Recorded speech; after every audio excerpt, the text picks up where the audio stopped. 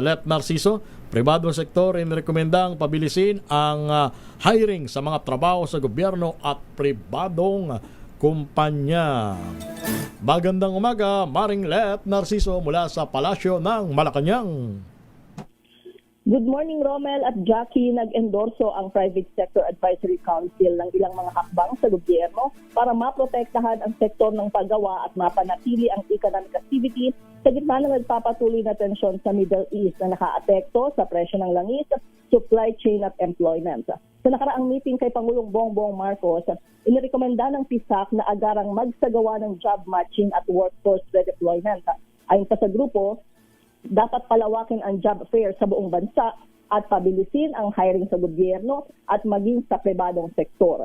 Kasabay nito, mainam nilang muling pasimulan ang pagtatayo ng mga infrastruktura at school construction para ma-absorb ang displaced workers sa mga gagawing proyekto. Para naman sa mga apektadong overseas Filipino workers, iminungkahi ng PISAC na padaliin ang proseso ng redeployment, magsagawa ng micro-credential training sa iba't ibang industriya at palawakin ang suporta sa pagnenegosyo.